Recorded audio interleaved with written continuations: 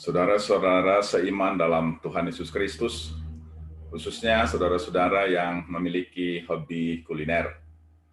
Hobi saudara adalah baik bila dapat dikendalikan, tetapi saya mau memberitahukan bahwa hobi saudara adalah pemenuhan hasrat biologis atau pemenuhan hasrat jasmani.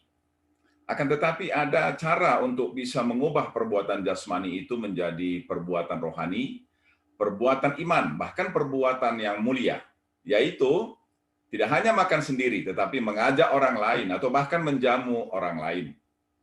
Saya akan menunjukkan kepada saudara beberapa contoh di Alkitab tentang kebaikan dan kemuliaan memberi makan atau menjamu orang dengan makanan.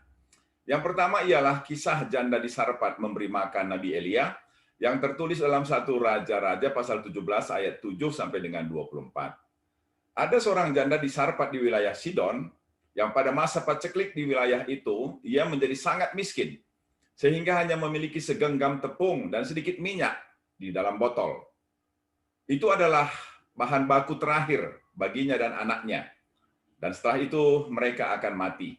Pada saat itu datanglah Nabi Elia kepadanya, meminta minuman dan meminta dibuatkan roti. Maka si janda memberi jawaban bahwa yang ada padanya hanya cukup untuk sekali makan baginya dan bagi anaknya.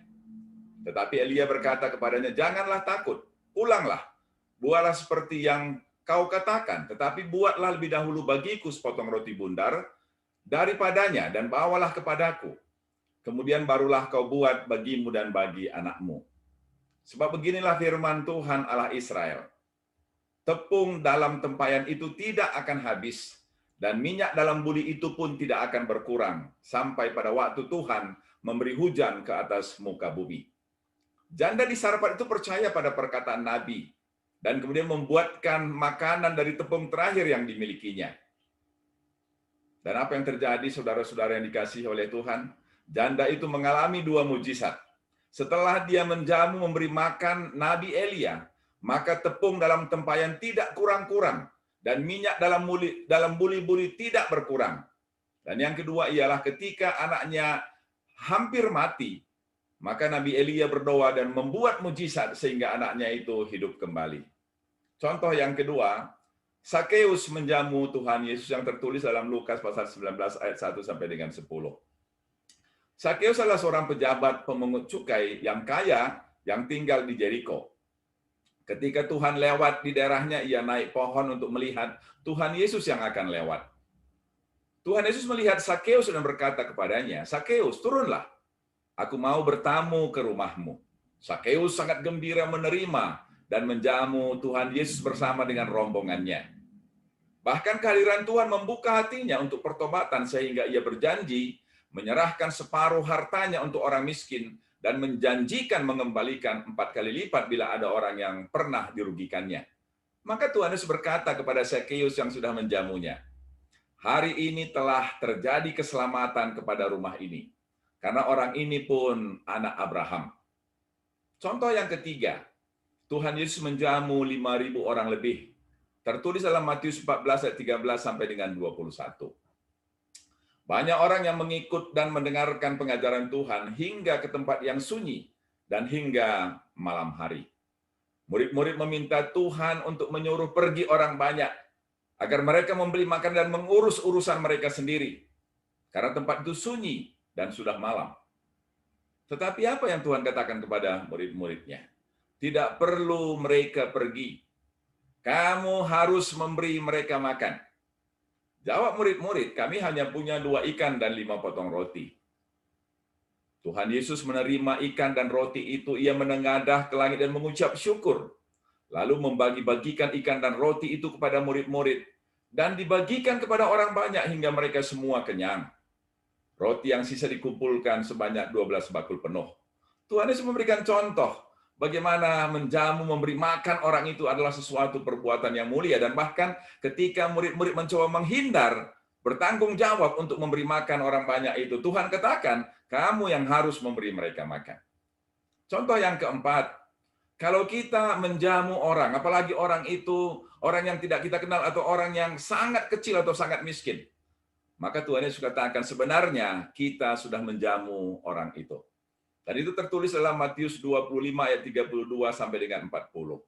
Pada hari penghakiman Tuhan Yesus akan memisahkan bangsa-bangsa, di sebelah kanannya disebut domba, sedangkan di sebelah kirinya disebut kambing. Kepada yang di sebelah kanannya Tuhan berkata, marilah kamu yang diberkati oleh Bapa-Ku, warisilah kerajaan yang disediakan untukmu dari permulaan dunia. Karena ketika aku lapar, kamu memberi aku makan. Ayat 35.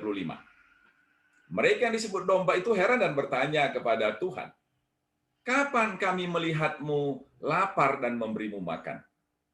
Maka Tuhan Yesus menjawab mereka, aku mengatakan yang sebenarnya kepadamu. Sebagaimana kamu telah melakukannya terhadap satu dari saudara-saudaraku yang paling kecil ini, kamu melakukannya untukku. Ayat 40. Memberi makan orang yang hina dan lapar adalah sama dengan memberi makan Tuhan Yesus. Dan itu adalah perbuatan mulia yang dicatat dan akan diganjar Tuhan pada hari penghakiman.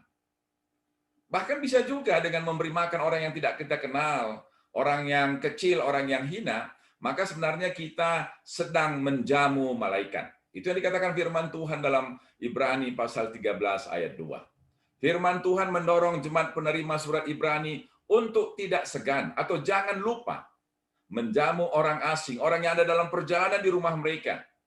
Karena dengan cara demikian tanpa mereka sadari, mereka telah menjamu malaikat Tuhan. Saudara-saudara yang dikasihi oleh Tuhan, bulan Natal, kebetulan kita berada pada bulan Natal adalah bulan yang barangkali penuh dengan kemeriahan dan akan banyak makan makanan. Tetapi satu hal yang kita ingatkan pada kali ini adalah jangan makan sendiri, tetapi berilah orang lain makan, ajaklah orang lain makan, jamulah orang lain. Apalagi kalau orang itu adalah orang yang kecil, maka kita telah mengubah kebiasaan kita makan yang bersifat biologis menjadi makan yang rohani dan yang menyenangkan hati Tuhan. Oleh karena itu, saudara-saudara yang dikasihi oleh Tuhan, mari kita isi bulan ini dengan melakukan hal yang menyenangkan hati Tuhan, dengan menjamu orang lain, membuat orang lain yang lapar menjadi kenyang. Maka ketika kita melakukan hal itu, barangkali kita sedang melakukannya kepada Kristus atau sedang menjamu malaikat.